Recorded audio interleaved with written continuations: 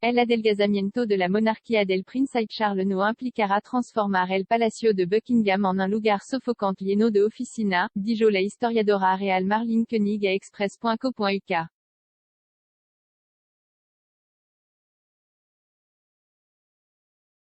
Mucho se ha dicho sobre el proyecto de adelgazamiento de Charles que supuestamente reduciría el número de miembros de la realeza que trabajan, ya que Charles busca aliviar la carga financiera de la familia del público.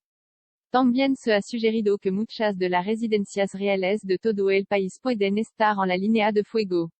El Palacio de Buckingham se ha promocionado como parte de los planes.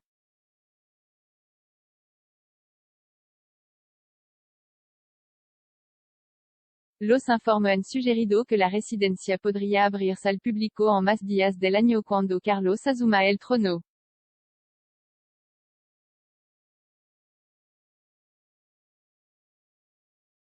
También afirman que el príncipe de Galles planea reducir su residencia real a no más de un piso encima de la tienda en el palacio.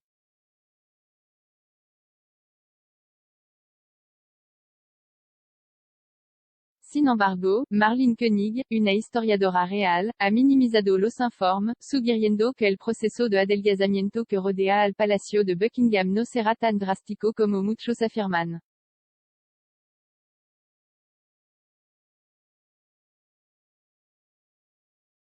Si bien admitió que Carlos y Camilla, duquesa de Cornualles, podrían mudarse a un apartado más pequeña del palacio, porque no tienen hijos pequeños y otros dependientes, la SRA.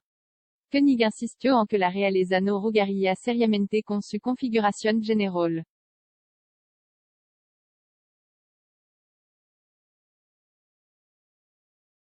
Ella le dijo a express.co.uk, no veo a Charles transformando, emporando totalmente el Palacio de Buckingham a un lugar sofocante que es solo oficina y se usa para recepción y cosas así.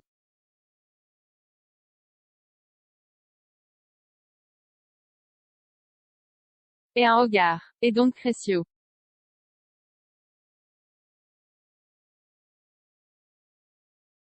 Tiene muchos lugares para apartamentos privados y muchos lugares para oficina.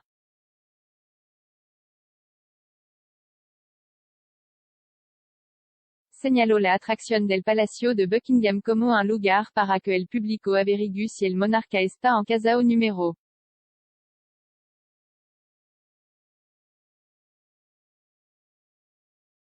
La SRA. Koenig agregó, y todos ven el palacio, ahí es donde vive la reina.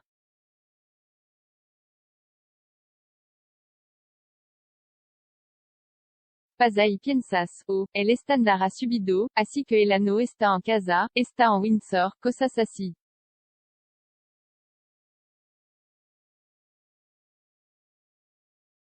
El Palacio de Buckingham cuenta actualmente con 188 habitaciones para el personal y 52 habitaciones reales para invitados.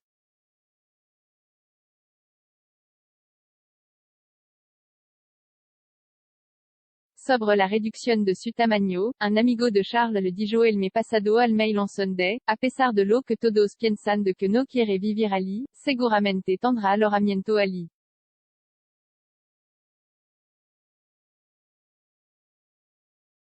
Pero será una situación mucho más modesta, parecida a la del primer ministro en Downing Street.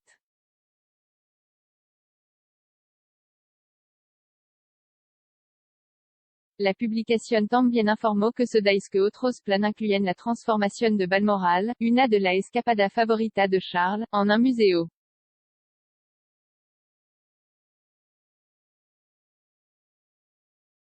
Una fuente dijo, se habla de abrir un museo en homenaje a la reina.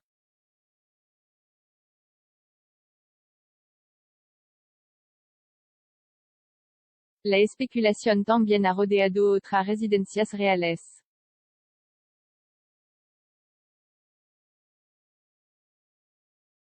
Anteriormente se informó que el príncipe Harry y Meghan Markle se mudarían a Clarence House después de que Carlos se convirtiera en rey.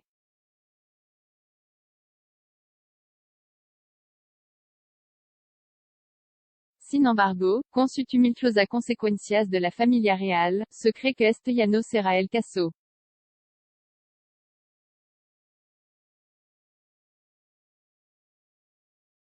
El Mail on Sunday informó que la partida de los Sussex a California significa que Clarence House ahora ya no está en la cartas.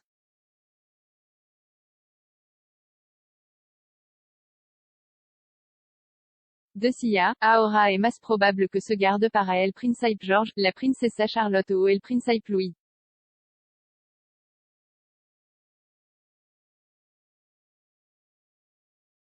Clarence House es un lugar de suma importancia para la firma, y fue el lugar de la entrevista de compromiso del Príncipe William y Kate, duquesa de Cambridge, en 2010.